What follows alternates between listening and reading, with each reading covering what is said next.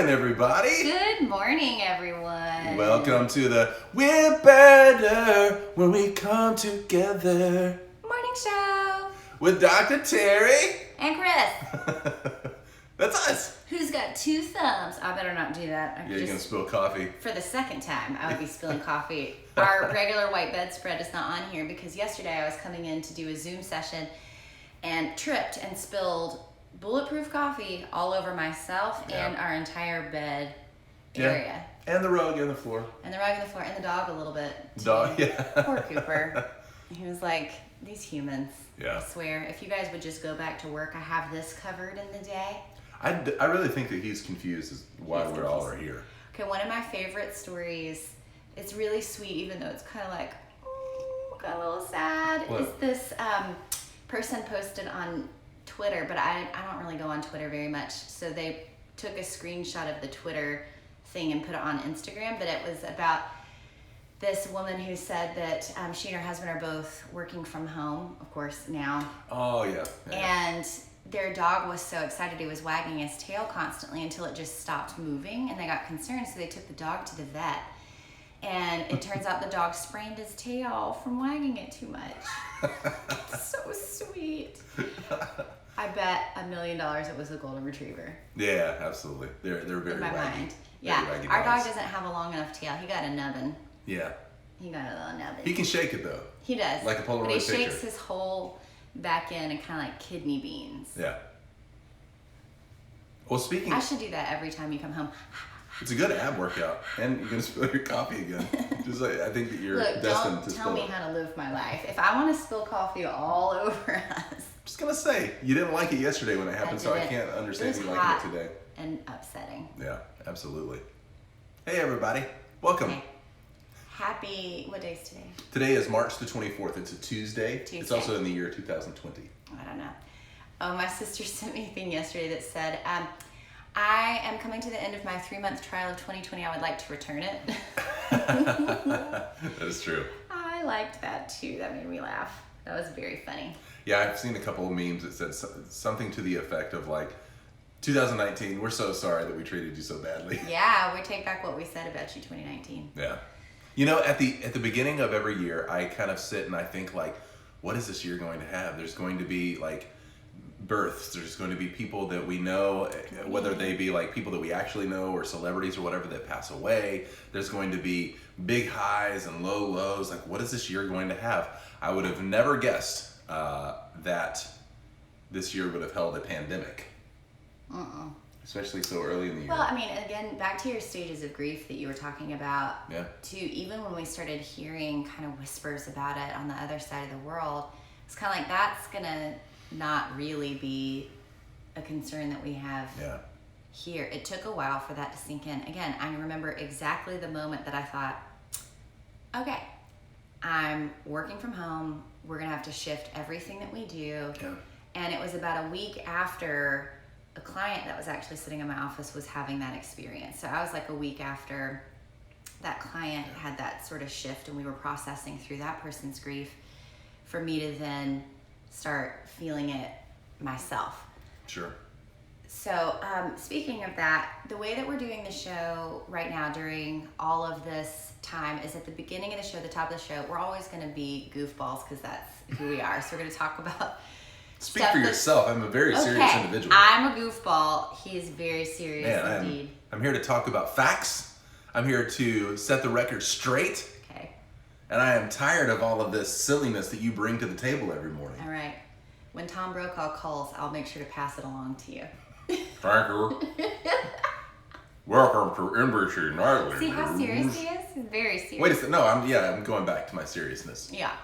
Yeah. So we're going to start the top of the show with a little bit of banter and just catching up every day, but then give you some helpful tips, some things that will really help you specifically around pandemic. Yeah, all this hullabaloo. Yeah. All these shenanigans. All the shenanigans. Yeah. Ballyhoo. I love the word ballyhoo. Yeah, and hullabaloo. And hullabaloo. Ballyhoo and hullabaloo. That sounds like a good band name. Yeah. Ballyhoo and hullabaloo. Yeah. Or a children's TV show from the 70s. I love it. Yeah. I would have watched that being the latchkey child I would have sat in front of that TV, watched all that. Where's my Gen X people at? We know how to do this. This was my everyday life, eating a plate of microwave cheese while no one was home. That is very familiar. I shook my head in disgust, but then I realized that's all I did. I just had tortilla chips slid under that cheese. I would come home. Oh, you were fancy. My brother and I would make CNR nachos every day, which stood for Chris and Rusty Nachos. Rusty's his brother. And then when I got married to her, we added sour cream to the mix, and they became C&T nachos for Chris and Teri nachos. Basically like a taco supreme from Taco Bell. Right. But with no meat, no tomatoes. Are you guys getting such helpful hints? Yeah. So, well, you're teaching them how to survive with I am. all you need is cheese and a plate, and then That's you can, it. yeah, you can thrive in this. We also, Day which my and age. sister was on here, because we also dipped dill pickles in raspberry yogurt just because we could. Were you, Hashtag chef. oof. Were you pregnant at the time? Hope not. I Sounds was like 12. Sounds like something you do I don't once know. you're pregnant. So the format of the show, Mr. Serious, is Hold on. Keep talking. Yeah, brood. You brood towards the camera. You brood towards the camera. I'm just posing like. Show with everything. Do you want to get a cooking tip for the end of? It's not going to be something you want, but it's going to be the thing you. I mean, cooking is kind of in quotation marks because it's just melting cheese in the microwave. With a highly destructive laser that we keep inside. So the format of the show, we're gonna do basically what's happening now, and then give you some tips. Today, we're gonna talk about parenting and what's happening to kids, adolescents, that sort of thing in the midst of a worldwide pandemic. And then we're gonna keep talking about our story all week because this is the week of our 20th anniversary, which is tomorrow. Ooh, tomorrow's our 20th anniversary. And then at the end, we're gonna answer questions that you've sent in. Definitely go on and ask us questions now. We can fold a lot of them in with what we're gonna be talking about. But then also you can message us. You can send us an email at terry@terrymurphy.com if you like. And we're happy to answer any kind of things that come up for you. Yeah, and again, sometimes we don't know if we're having a Facebook glitch. We're seeing some comments come in over on the Instagram feed, but on Facebook we haven't seen anything yet. So if you have a question, pop it up. And Did you hear me slurp my coffee just now? Ew, I know. gross. Sorry. You're a co-anchor on this morning news show. Oh, that is just ugh. At least I didn't knock my teeth out today like I did yesterday. That was dangerous. It's like ceramic on Got my ceramic chompers. Yeah.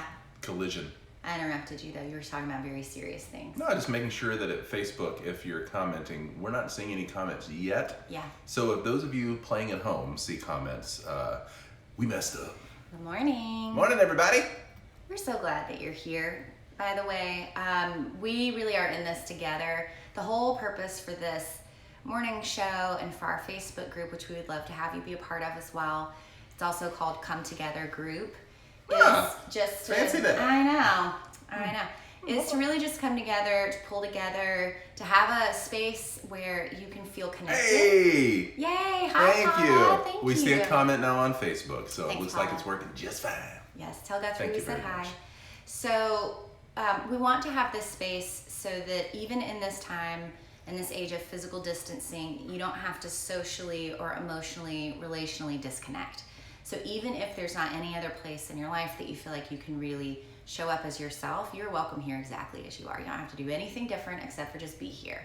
That's the gift to us, to this group, and honestly to yourself too. So just bring it on, man. You should see me from yesterday. You should see, oh yeah, the CDC.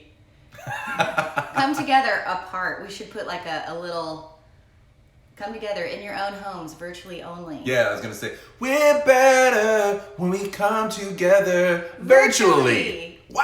We did that at the same time. Jeez, it's like we 20 planned years. that. Wow. Yeah, 20 years. Man. Our Amber's our hype man. Yeah, she's our what is it, like the roving reporter in the field. Oh yeah, we Yeah. should be like, do, Amber, give us the news on the street, except for the one that you see from your window inside your house. Yeah, but don't go to the street. Just Don't. stare at it. Do not. So speaking of, let's talk about wild in the street. Yeah. So yesterday, Yeah, let's talk we about that. decided to play a board game or a card game on our front porch with our kids. Both. Yeah. So we It's decided. called Code Names, and it's awesome, and it's like $16 on Amazon. Grab it before they stop shipping Right. non-essentials. Sure. We played that yesterday, and part of it was to spend some time with the family. Part of it was break the monotony of the day because our kids are. The street is still dark and gray. Appreciate That's it. live right now. The street is dark gray. And that was the You street heard report. it here. Breaking news.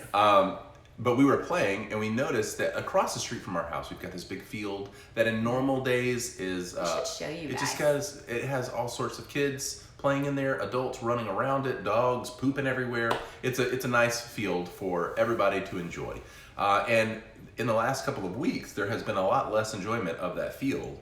At least the enjoyment has been at a physical distancing situation where people are still exercising and stuff, but they're keeping their Gym space. is closed, the pool is closed, of course. Like, all of that makes a ton of sense. And with our shelter in place in Nashville, and really, I just read something from the governor that the whole state is moving in that direction. I saw this yesterday.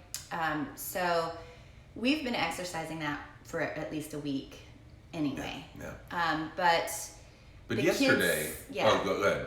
Well, the kids still in our neighborhood were like playing and doing some things together until probably about, I don't know, 5 days ago, something like that. And then we locked our house down. So like we have not been in physical contact with anyone who's not in our direct family for 5-6 days, something like that. Yeah. That doesn't mean we don't go outside. We still go for walks and stuff like that. We just But like this. staying away. Yeah. But 10 feet and not touching. But yesterday, the kids really, for the first time, had it pretty difficult. They wanted to play. They were wanting to just socialize, to be with other people. My son wanted to just rough and tumble. My daughter just wanted to like be around somebody other than these two and her older brother. As awesome as hanging out with your parents is. Right. But we noticed the field was just alive yesterday. Packed with kids. And unless somebody in our neighborhood has like a set of like 20 kids, these were just people I don't that think so. I don't know if it was the parents were just like, get out of here, or the kids were like, I'm bouncing and I'm not going to tell my parents where I'm going. This didn't even happen over the weekend. It was like yesterday was a work day, and so let's just observe. I don't want to tell myself, well, we should just tell ourselves the stories that are happening in our heads. The story I was telling myself is people must be unaware of the danger or the statute. Like, shelter in place doesn't mean you can still have like sleepovers with people in your house. It's not about physically you staying in your house and then inviting people over and hanging out and still going out and playing in the neighborhood like you typically would. Like, that's not what that is. You don't want to be mixing with other households and that sort of thing. So it's frustrating for our kids because they really wanted to play yesterday, and we told them no, but then they saw all these other kids playing together, and that was difficult. So our daughter was like, those two kids playing basketball, those aren't siblings, so they're playing. Yeah. What about us? Yeah, and we had to be the mean, bad parents that said, I'm sorry, no, not our family. Absolutely not. So just a tip. One kid might have dropped an F-bomb. I mean, it's just, they're so over it. If you have kids, try your best to stay strong, because we're all getting weak. I'm more grumpy than I usually am, and I sometimes am a pretty grumpy individual. And so he's a 9 on the Enneagram, and so it's all we're gut. all feeling it, man. He's all gut. Yeah, so I'm feeling it, you're feeling it, but we still have to stay strong to get past this. The stronger that we can hold right now, the sooner we can move forward and go back to our regularly scheduled programming. So please stay strong. If you've got kids, keep them away from other kids. Because again, the statistic that we've been hearing is that 4 out of 5 people that contract the virus contract it from somebody that did not know they had it at the time. And they can't tell you where they got it from. We have a friend right now whose parent is in the emergency room with COVID, confirmed case. It's the closest case personally to us that I know about, who has no idea where they contracted it from. No clue. And are really not doing awesome. Yeah. So we can say a prayer for them, hold some space too. I mean, it's really serious. The hard thing is, as I was sitting and talking to our daughter yesterday morning, she was saying, I don't get it. Like, I don't see anybody who is sick. I don't understand how staying home is going to be helped. I don't get it. I don't understand. And so one of the things, she was angry. She was angry with me. She was angry at the world. And our two kids express their frustration very differently. It looks really different from both of them. Our daughter is more of an external processor. Our son tends to more have everything on the inside. And so with her, what I was trying to talk to her about yesterday is it's okay to have these feelings, right? You get to be as angry as you want to be. It isn't fair. It's not fair that you have to be locked away and locked inside and the other people don't have to, because that is a part of it.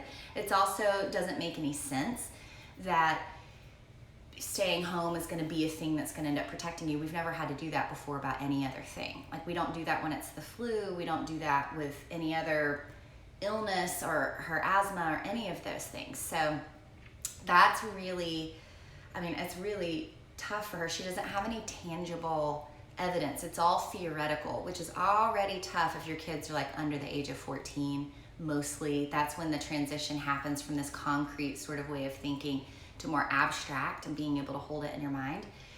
But even for teens, like our son, is a bit older, he's having a hard time too. Like, his idea yesterday is, I'll just run my phone, put it on the sidewalk, someone can come by and look at it, and then they can leave, and then I'll go pick my phone up again. And we're like, contamination.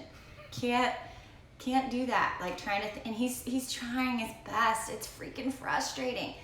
But all of your kids' emotions are okay.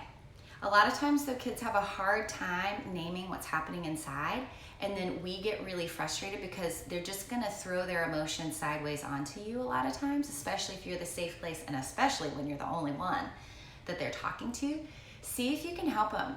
I worked pretty hard yesterday to try and help my daughter put words to what was happening inside and to let her get her anger up and out. Like, throw a pillow to the ground, punch it, scream, let your feelings come up. Like, where do you feel it in your body? And she was so mad. It was hard for her to name that. I actually had to end up giving her some space and then let her come back, and she was a little bit better in that place. Our son was really the opposite. He pushes back against us and like internalizes things a little bit more, but we're still naming it anyway. And one of the best things that you can do, instead of trying to like not show your kids how you're feeling, I get where that comes from. Like, you want to be strong for them. Feeling your emotions is strong.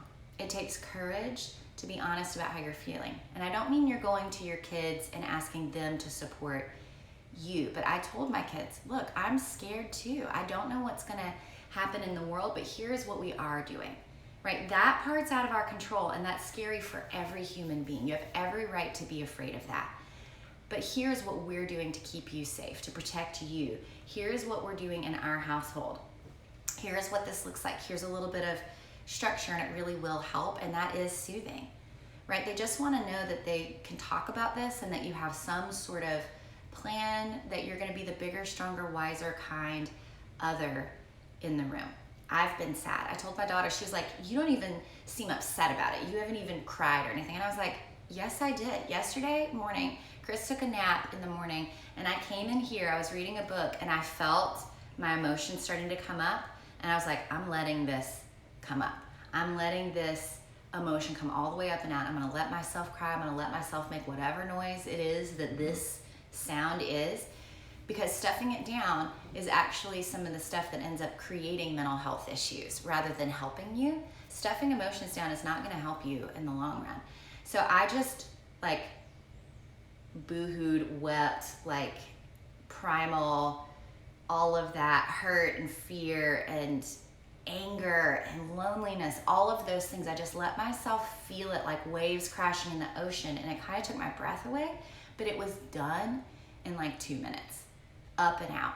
And then I felt like space and clarity, and I honestly felt better. That's what emotions are there for. They make you feel better on the other side of it. We're afraid if we drop and let ourselves like drop into the pain that we'll feel worse or get lost, or we won't know what to do, or it will last forever. And the truth is, emotions have a 30 to 90 second shelf life in your body when you let them come up. And that includes kids too. And in fact, kids are a bit better at processing it than us, right? So both of our kids ended up in a better place after some F words, after some frustration, after some play. It felt a whole lot better. Yeah. So Let's see. Julia's saying, I've seen here that challenging struggles surfacing. At first I thought it was the isolation, and part is, but we processed through and realized that there is less to distract our children from them. Yes, they don't have as many distractions, and they're having to feel things they haven't felt. They're also being around us more. I know for us, we've taken this time to eat all of our dinners together, which we didn't do before because one or the other of us had nights where we would be working and we'd get home a little later, so the other three of us would be eating. We've had all of our meals together pretty much at night, and we've played games together. We watch one movie together at the end of the night every night that's funny, that we can all laugh, because play and laughter are essential, more important than ever right now when we feel scared and anxious. So that would be what I would say, and it's going to look different for every single one of you. Like, the way that you parent is not going to be the way that we parent. That's okay. That's actually really great. Your kids need you. You being present, you for who you are. You're going to need more self-care and more time that you get to spend on your own. Establishing a quiet time if you have younger kids is key. They are going to rebel and buck that, but they will learn how to do that, to spend some time on their own. 3 of us in our family are introverted. One of our kids is really extroverted, and it has been brutal on her, the loneliness.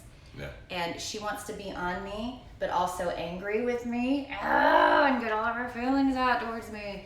And that's a lot for me to hold. I'm a highly sensitive person, and I'm more on the introverted end, and I can feel all of that, plus the collective pain and fear. And I have to spend time every single day moving out of that space. I've hidden in my closet. I've taken an extra long bathroom break, to get away for a little bit, to just drop down into meditation, into my breathing, into a space where even my own thoughts aren't the thing that are crashing over me all the time. And if I didn't do that, I wouldn't be able to move back out into this space and be the kind of parent that I really want to be. Anything you want to add to the parenting sort of piece? Just breathe, man. It's I need hard for on me, your breathe. kids. Just breathe. For me, it's tough because when it gets hard on them, I feel like I'm failing as a parent. It's really it's good. my own stuff coming the up. story that happens in your mind when So your kids are upset, it's good. Or that they're being disobedient, or they're just having feelings. So I have to just put myself in a place where I can get back to being effective, because if not, I can go toe to toe with them, and the yelling and the screaming and the pitching a fit, as my parents used to say. So just breathing, and that goes for, sometimes the same way I have to look at my kids is also the same way I have to look at people that I get angry with on the interstate. Like, what do you mean? They're just living their life, and things they didn't do it at you? Yeah, they're not feeling their feelings at you. Sometimes they do. Yeah. But they're just trying to get their stuff processed. So right now with all of this, it's just be more patient with people. If you have kids, be more patient with them. If you are having to come into contact with people either in real life, IRL, or if you're just reading stories of people being dummies out there. Well, if you have one of those essential jobs where you can't help it, I'm saying you have to. Let's all exercise more patience. Going back a few minutes, Amber, we have not seen the TED Talk with the guy who helped deal with the smallpox. I read the article about it. I haven't seen the TED Talk yet. But that would be a good thing to do. Yeah. Limit that kind of stuff. To exactly like that, information in. We check the news twice a day, once in the morning and once at night, and then I try to stay away from it as much as I can, unless there's something breaking. Yeah. Just because that's what I do for me. But you do what you need to do for you. Do you, man? Do you? The last thing I'll say about parenting is you're gonna blow it. You're gonna make mistakes. You're gonna lose your temper. You are gonna do something that makes you feel guilt or shame. And that's okay. You're still a human being, and you're not fine either. I said to my kids yesterday, none of us have ever done this before. This is brand new for everyone, including mom and dad. And we're going to make mistakes too, but we're going to come back to you, and we're going to apologize, and we're going to try and connect again, repair that. So this isn't about performing perfectly as a parent in the middle of a pandemic. Perfect parenting in a pandemic, not possible. Oh, I know. Sounds like an article you should write. But what your job is when that happens and you feel that inside, just go to your kids and say, you know what? I blew it. I lost my temper. I didn't manage my emotions the best. I got into my stuff, and I'm just so sorry. what do you need? Right? And be authentic and honest. This isn't like, well, I'm sorry I did that or whatever. Whatever. Not the defensive place. Go away and get to a place where you get regulated, because you cannot regulate your kids when you're dysregulated. You need to regulate yourself first. It's the whole, Chris talks about this all the time, oxygen mask on yourself first, then you can put it on your kids. And honestly, it's very similar to partner conversations too. I need to get as regulated as I can to talk to him, but he is an attachment figure for me. We're co-attachment figures for each other. So I can be more dysregulated and have him calm me down, but we don't do that with our kids. Well, the whole thing that we talk about on here often is that we need to connect before we correct. And it's really hard to get into a place where we can have an honest conversation when we are dysregulated and disconnected. And so if we can get to a place where we can calm ourselves first, then we can have a more effective conversation. Because if both people go into it being dysregulated, then what you're going to end up doing is just you're right. Is I just really want to spill coffee so bad. I forgot what I was saying. But if you both go into a conversation dysregulated, then it's just going to be a shouting match. And so if you can do your best to calm yourself, ask yourself that question: I'm feeling blank emotion because I have blank, a need. And so I'm feeling angry because I feel like that what they're doing right now doesn't matter. And so maybe that's, what Stella's saying over on Facebook right now, that she says in her case, she's so frustrated at her parents, still going out and having lunch with their friends into the grocery stores almost every day. How should I approach this? Let me talk about that, because I do have an idea around this, which I don't know if you guys are going to like this or not, but this is what I was thinking about. Good question. Why do people get into their protective strategies when we bring things up like this? Here's my thought about it, and I'm still processing this. So I'm gonna write this in pencil so that we can erase it if we need to. But this is what I'm really thinking. It feels the same way as when you're setting boundaries or any of that kind of stuff. Is before you go to them in your reactivity or defensiveness or fear or whatever, sit with yourself for a moment and talk to yourself. What is it about them going out? What does that do to you? And it's going to be different for all of us, right? It could be anger, it could be fear, it could be shame, it could be any of those things. And sit with it for a minute. What's the story you're telling yourself about that? So that emotion and that need, in the emotion, you don't just jump straight to the need. You have to actually spend time in that emotional place, and the need is going to arise for you. So if this is about morality, right, wrong, good, bad, black, white, you are going to trigger the other person when you bring it up, because you're going to come in judgmental and condescending, even if that isn't what you're meaning to do. I'm laughing at what Amber's saying. Amber, I just have you text me all day long. What you need to do is, if you can drop into your vulnerability and talk to them privately, that's going to go so much better. So here's an example. I'm going to do it wrong first, and then I'm going to do it right. Let's role play. Okay, right. So say Chris is going out and he's my dad. Hey, Dad, listen, you know what the status, all the statistics are. You need to be staying inside. You're going to get everybody sick, and you're going to kill everybody. Look, I still got a life to lead. I need to get out there and live my days. You're wrong. Everybody knows, and you're embarrassing yourself and me, and you're going to end up dying. Okay, so that's very extreme, but that's like got a judgmental and scene acting. That's pretty intense. So let's try it again, and I'm going to sit in my vulnerability instead, and let's try this again. Okay. Right. Hey, Dad, can I talk to you about something? Oh, sure. It's really important. So I noticed that you've been connecting and like still getting out of the house and stuff, and I feel like I get that. I've been really lonely and really wanting to connect with people, but I'm feeling really scared right now about you and about what's going on, because in the middle of all of this pandemic and everything, you going out puts you and puts other people at risk, and the very last thing that I would want is for you to end up getting sick or to end up being in a place where other people are getting sick. It just takes the chances up. It's just a short period of time. I would love to maybe have a conversation, a dialogue about that, and maybe you can tell me a little bit about what's happening for you. I really want to understand. I want to hear from your perspective. Scene. So do you see like the difference? And I'm not saying it's going to change this person. It may go just as bad as the other way. It could go I'm not going to get sick or whatever, but one is a demand when you're telling the other person what to do, and it's coming out of your emotion, but you're not directly I don't blame the emotion. sharing the emotion. The other is I'm being vulnerable, and I'm also inviting the other person in. You talk to me, you share with me what's happening for you, because maybe they haven't even really thought about it, and it might give them a chance to really tune in, to check in. But if not, and this is going to be really hard, you're going to have to let it go, right? You're going to be able to tell them, and then if they still decide to go out anyway, you have done your part. You have done what you needed to do, and then that's the boundary, right? That's going to be the thing. Like, look, I'm scared. We know that there are definitely impacts. You can send the TED Talk if you want to. Like, would you be open for me to send you a couple things that have been really helpful for me, that really changed my mind, really helped me process? And I love you, right? I love you. I care about you. That's where it's coming from. Not a I'm better than you. I know more than you. I don't know anybody who wouldn't be triggered if it's coming in, you know, in a hard way. And I don't think that's what you were saying, Stella. It's just in general, when we're talking to people, when we challenge or when we bring things up, it works better if you're challenging from a place of vulnerability instead of a place of reactivity.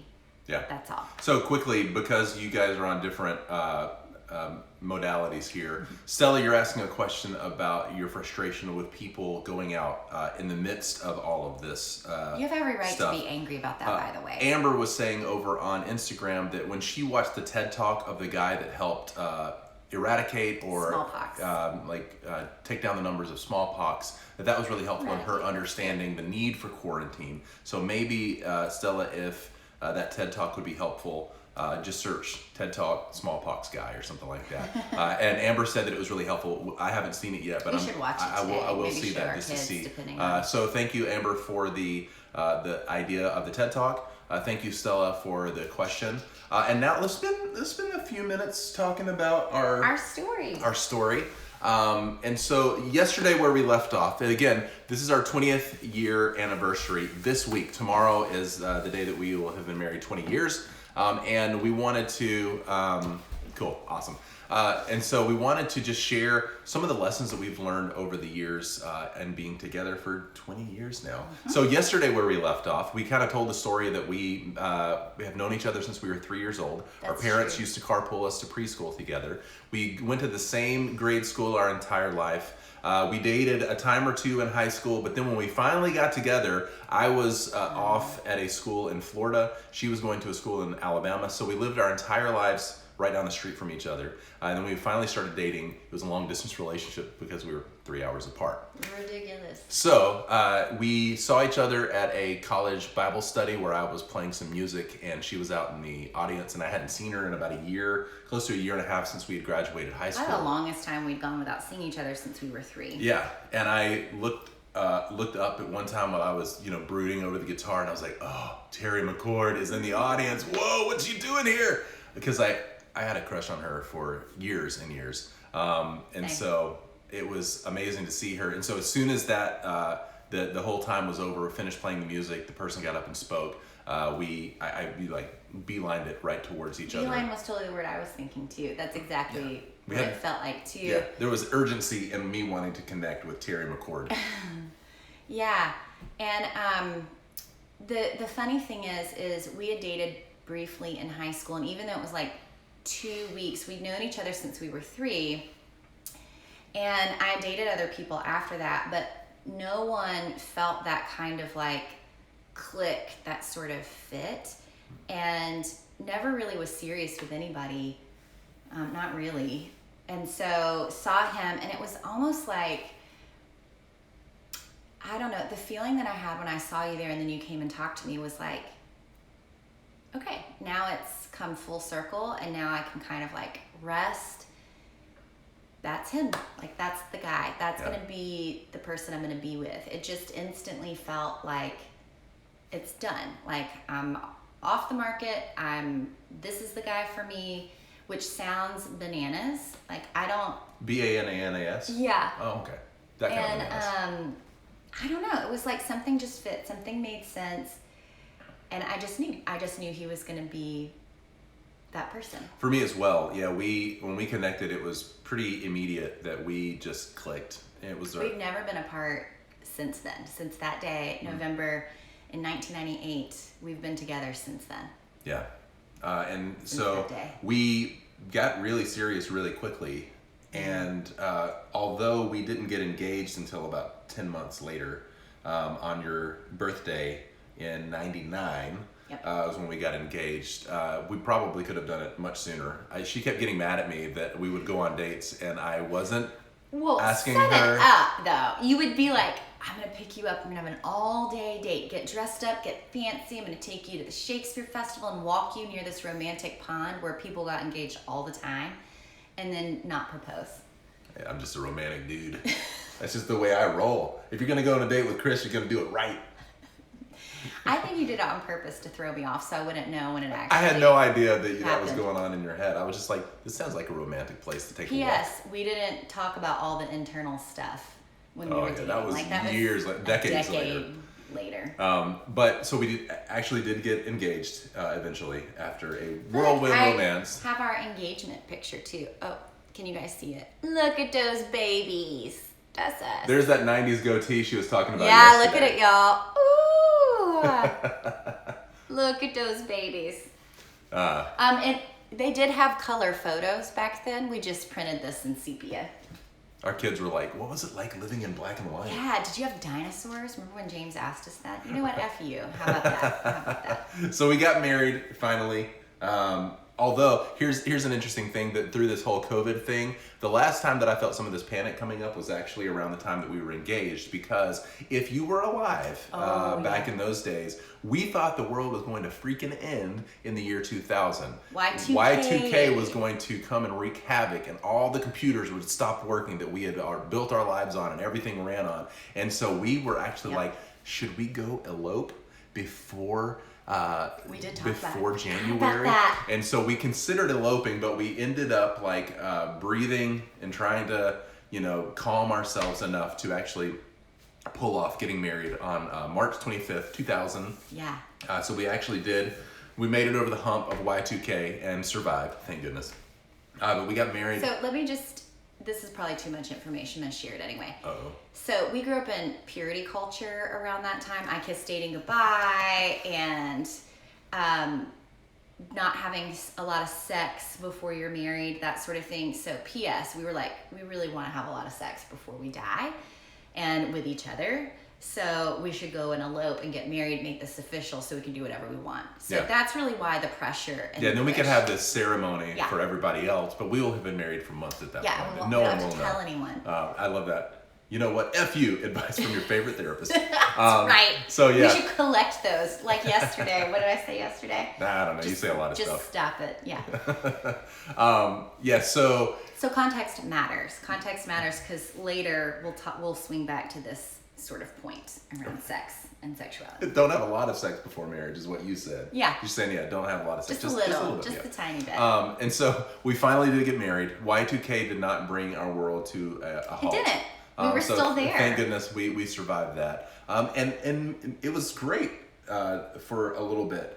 And so I wanted to just, we could pack a lot into these next few minutes here, and I want to, because with 20 years and with only 4 days to go, we want to make sure that we hit the highlights. And so within our first couple of years of marriage, we started dating at the end of 98. We got engaged in 99, and then we got married in 2000. Yep.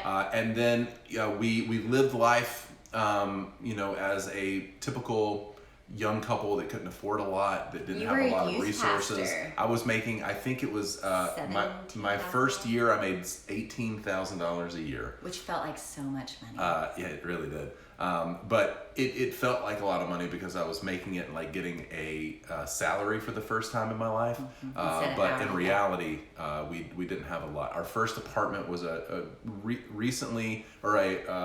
decent 2-bedroom apartment that we paid $454 a month. It's like, how are we ever going to afford this? And like rich people live here. But life was good. But we started feeling a little uneasy. I was burning out from being a youth minister. Oh, it was not what you thought at all. No, it was a lot more behind the scenes stuff really. than I thought that it was going to be. I just thought I was going to play guitar and host lock-ins. But Hootie didn't get you through. Oh, that needs to be a T-shirt. who do you get me through? But anyway, so within a year and a half of being married, we decided we were going to move to South Carolina from Alabama for her to go to grad school and get her PhD in chemistry, because that was what her undergrad was in. But then at the last minute, I wanted to teach chemistry, but P.S. nobody likes taking chemistry except for me. I don't know. Yeah, I would have been so sad. But instead of doing that, she enrolled in the Air Force as an officer, and then commissioned. Yeah, and so July of 2001, she went into the Air Force. She graduated at the end of September 2001, but just a few weeks before graduation, September 11th happened.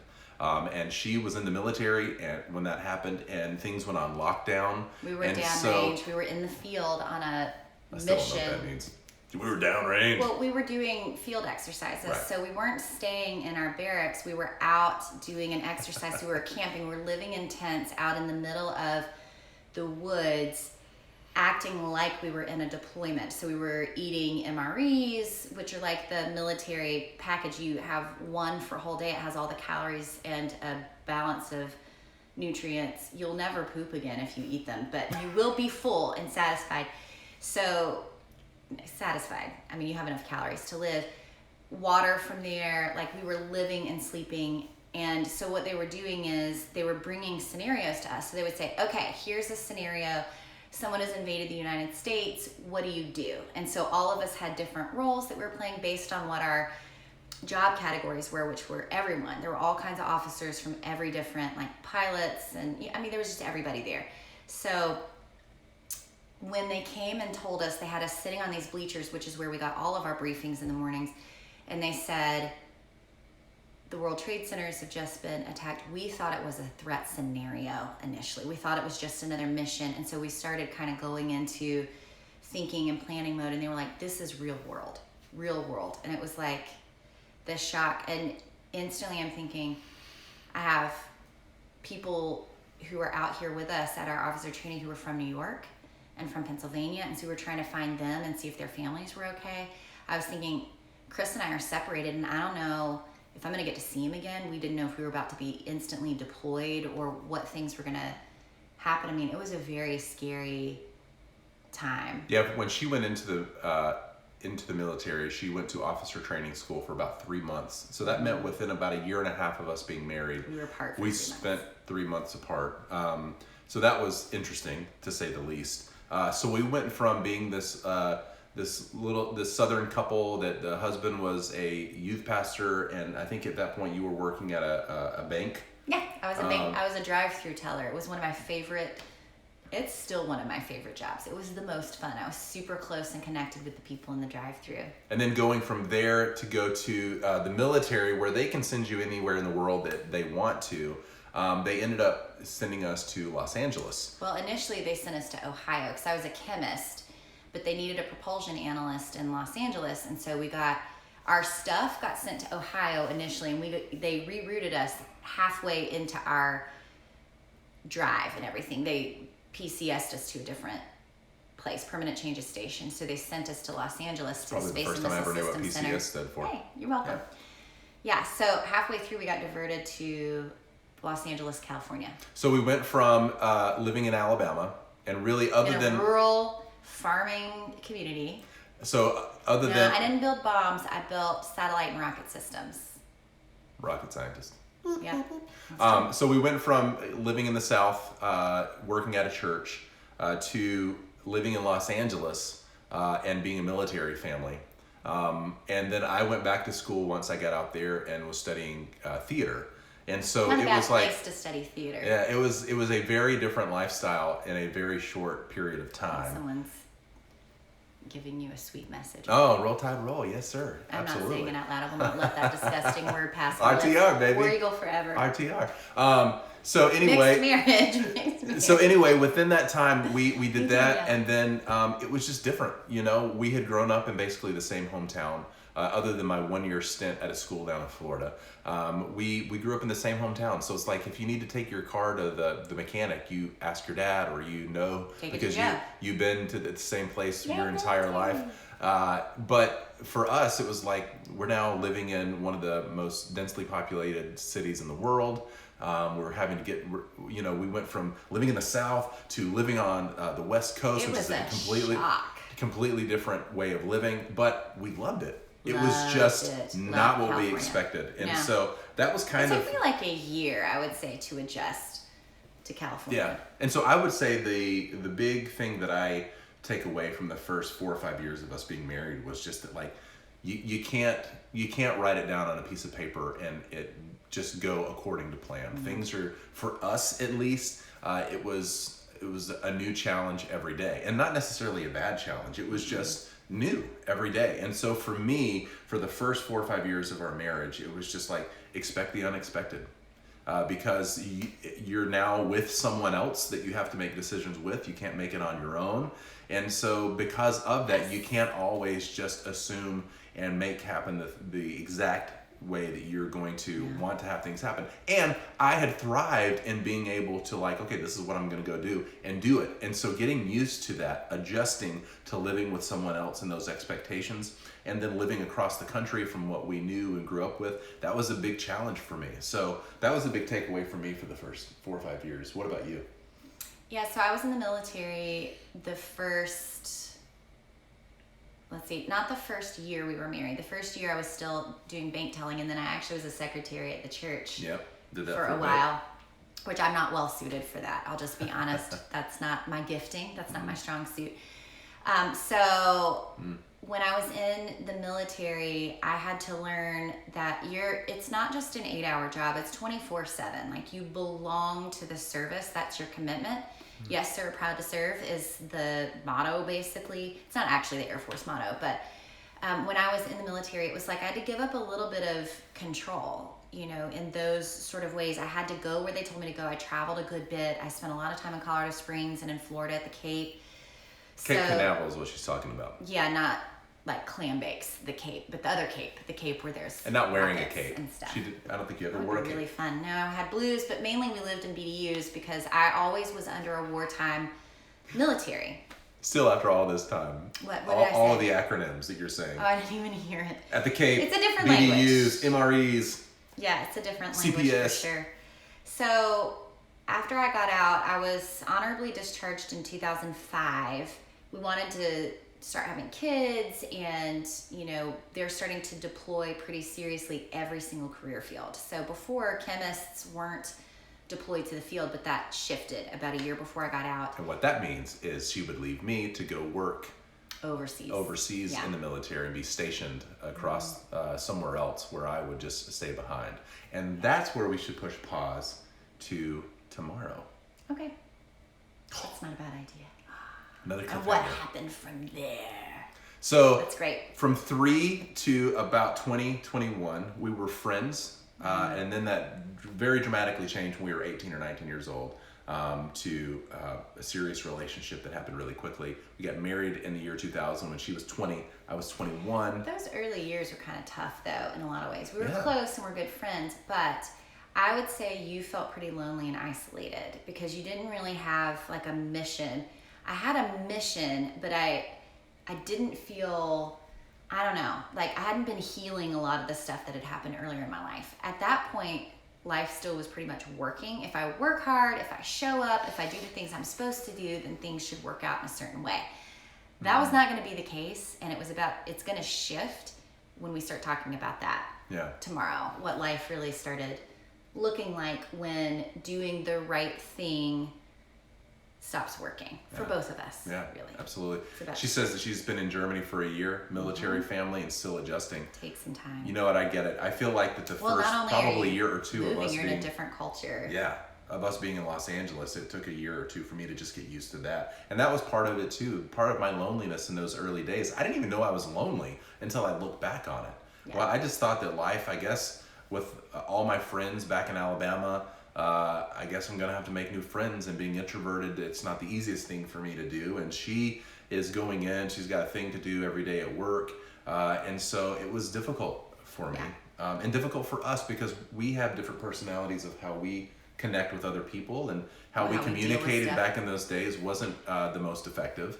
And I was in a lot of denial is that I had needs in the first place. And so it was a lot of running into each other just because we didn't know how to express what we needed to. And when I say we, I mean mainly me. I think it was both of us. Yeah.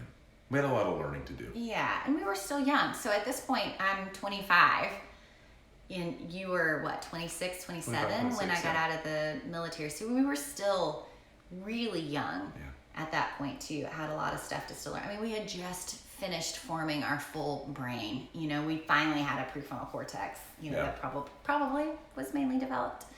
So we'll pick up there tomorrow. Yeah, we'll pick up there tomorrow.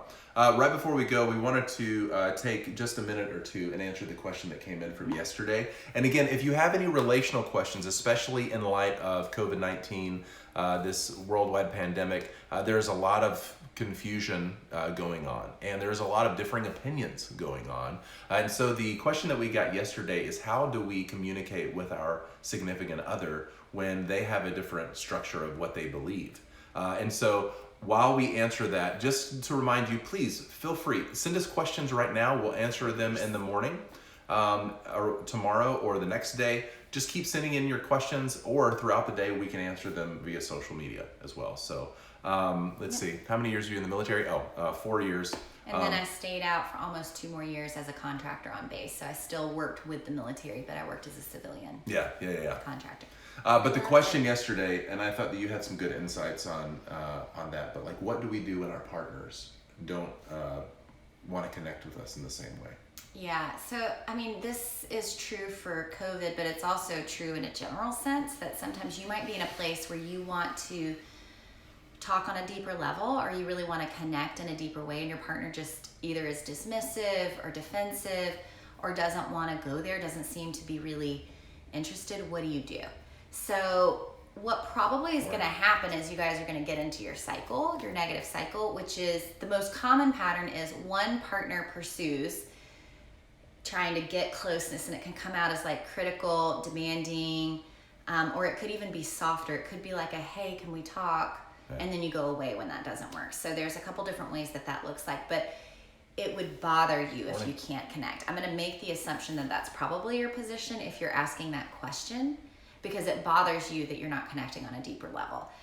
If your position is more withdrawer or protector, those terms we use pretty interchangeably, that's more of Chris's position, then you feel better if you go off by yourself and try to make sense of things. And so you try to process things on your own, and then you try to come back and maybe talk about things logically, but not really in that emotional deeper place. Because what tends to happen for withdrawers is you might have tried that in an earlier time and it didn't work, or you lost your words, or you didn't have a way to really communicate what was happening inside, because maybe you're even confused about what's happening inside. And so if you can't put words to it for yourself, it's going to be really difficult to share with another person what's happening. And then that also means you're going to have a pretty hard time sitting with someone else's emotional experience too. If you can't sit with your own emotions, you're probably going to dismiss or reject somebody else's emotional experience as well.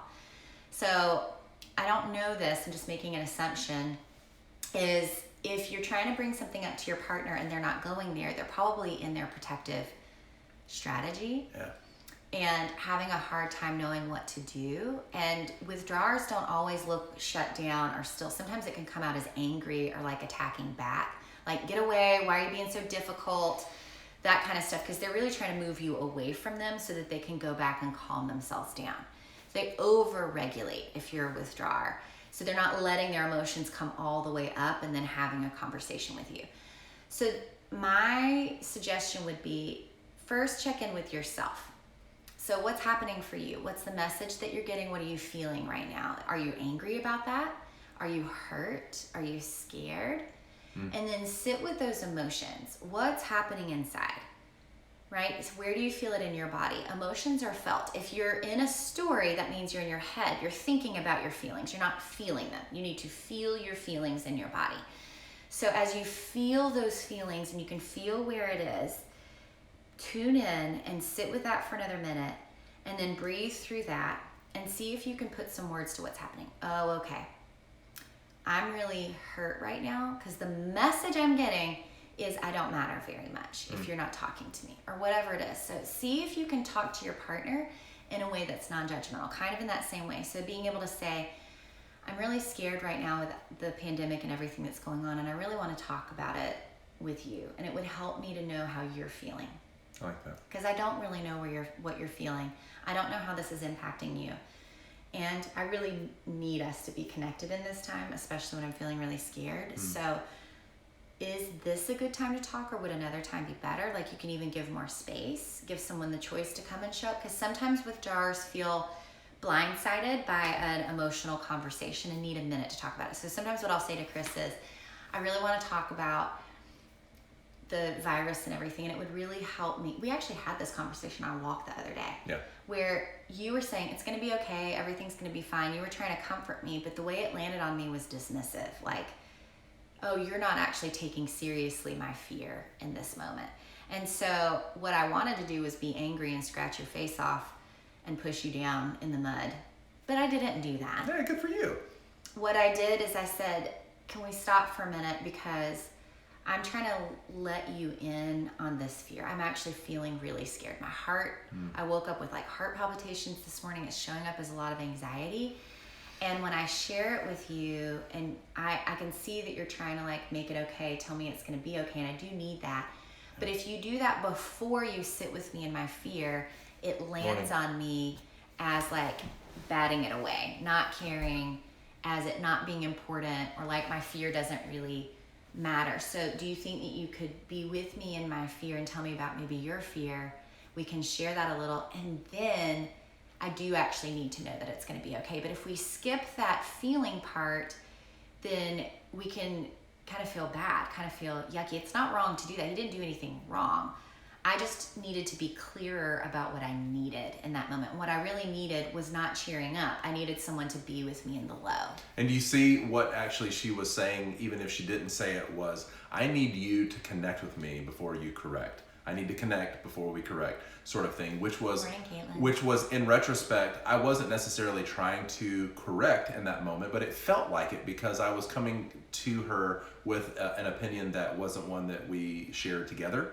And again, I was trying to, in my way, make it okay for her, to show her the counterpoint to her fear, which was like, hey, we're going to get through this. Everything's going to be okay. But I did that before we were actually connected in that moment. And so this connect before you correct thing is the thing that you're constantly having to do, whether you're in a romantic partnership or you're in a business relationship, or if you're with your kids, or Stella talking about with your parents. We have to be connected first, and this is an ongoing process that right now Teri and I can be connected. In an hour from now, we could be disconnected because life gets in the way. You will miss a tune, and that's all that was. His response to me wasn't wrong, it was just misattuned. I needed someone with me in my fear, and he was trying to pull me from fear into positivity and optimism, which I do go to, but first I need someone to be with me in this place, and that tunes in, and then we can go up to the other place. It's been almost an hour. Does this make sense? I hope it does. We are going to get on with our morning, but just connect before you correct, and realize that the connection is it's a moving target. You're not getting it wrong, and you need to check in with each other even more than usual. You're going to need more support. If you do all of that stuff and your partner still doesn't want to do that, I'm so sorry. That's very, very hard. You have every right to be frustrated and angry about that. Turn to someone who can be there for you, because you still need that. You're still going to need the connection. You can check in with people here. I know that our community will have your back. You can check in with a friend, with a family member, someone who is safe and who will tune in to you. Well, keep the questions coming. Ask us over on the Come Together Facebook group, because we're having a lot of fun just connecting with each other throughout the day there. But we're going to connect with you again right here on the Come Together Morning Show tomorrow morning, 7 a.m. for our official anniversary. It's our 20th anniversary tomorrow. So we will be back in the morning. We love you all. Thank you. We look at you as family. Even though for a lot of you, most of you, we haven't even met in person, but we thank you so much for you being here. We'll see you bright and early in the morning. You, right? And Amber's going to give a sports report. Perfect, Amber. Thank you. So let's go enjoy the storm. Stay home. Stay home. Unless you are mission critical. Love you guys. Bye, guys. Love you. Bye.